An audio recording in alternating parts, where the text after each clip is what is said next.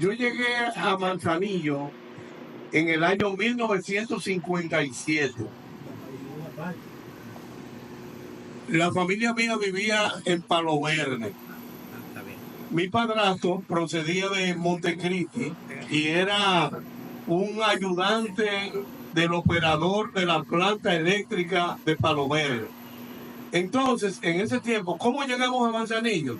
Él tuvo un altercado con un hijo de un jefe y lo trasladaron para Manzanillo porque no lo quisieron montar porque era un técnico y ellos estaban necesitando muchos técnicos de mecánica y eso así.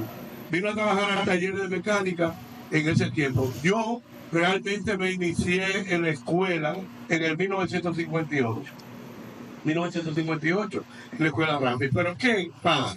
Que de allá de Montecristi también vino mucha gente, mucha gente. Yo recuerdo que nosotros visitábamos siempre el Terobalsa, a Don Alejo, porque eran conocidos. Los montecristeños siempre se buscaban. El difunto Caonabo Abel, que murió, él vivía aquí también, y nosotros lo visitábamos. En ese tiempo había mucha gente de Montecristi, pero de Moca vino mucha gente por el tema de los guineos. Había mucha gente con experiencia en siembra de plátanos y guineos y trajeron a mucha gente de allá, técnicos muy famosos, agrónomos que vinieron de Moca. Eso recuerdo. El propio Lara vino, Fernando Lara era mocano y vino aquí como técnico a la Grenada. En ese tiempo, yo recuerdo que vinimos a vivir, cuando yo llegué aquí, vivíamos exactamente en las habitaciones que tenía Marcia, en el Barracón 4107. Ahí yo viví hasta que más o menos, no sé qué edad yo tendría cuando nos mudamos ahí en la casa que tiene Celento. La casa que tiene Celeste. En ese tiempo nosotros teníamos 3 casas cuando la Grenada se fue, porque le daban la casa a la gente a cuidar, porque todo el mundo se fue de Manzanillo, la gran mayoría de gente se fue de Manzanillo.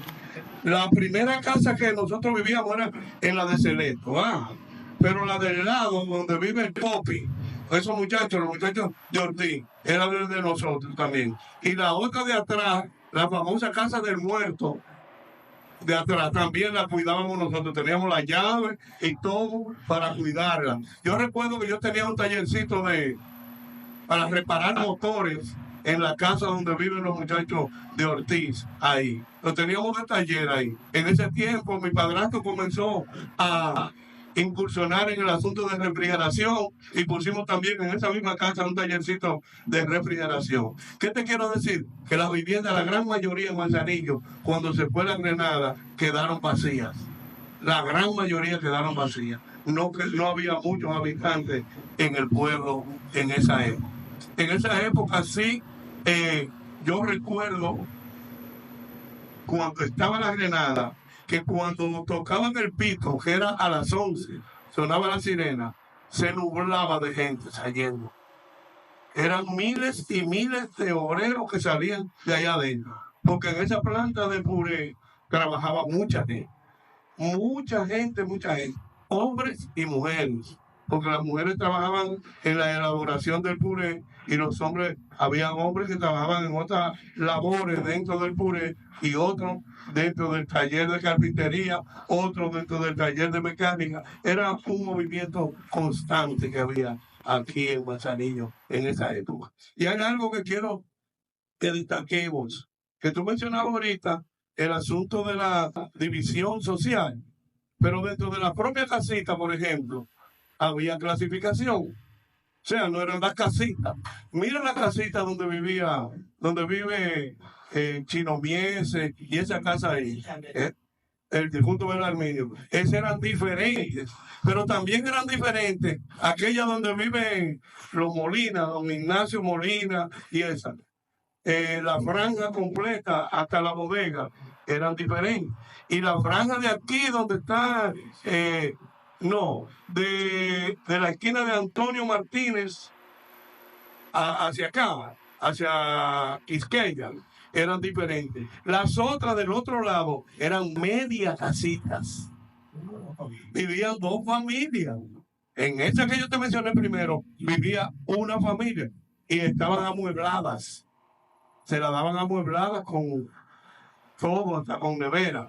Pero las medias casitas, no, esas no tenían ningún mobiliario, eran empleados de menos categoría de los que vivían en la otra.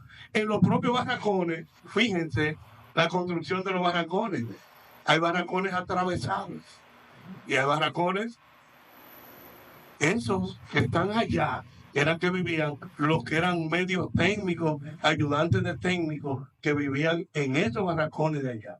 Personas que tenían una casa en la 14. Esos barracones eran de más categoría los empleados que los que estaban en la otra parte. O sea, que era una división total. Interno. Esta no, nosotros tenemos un sistema afuera, igual que el de los barracones. Entonces, dentro de la clasificación había una subclasificación. Y si tú te vas al cerro, también lo miras. La clasificación de la vivienda en el cerro también era por categoría. O sea, que estábamos categorizados en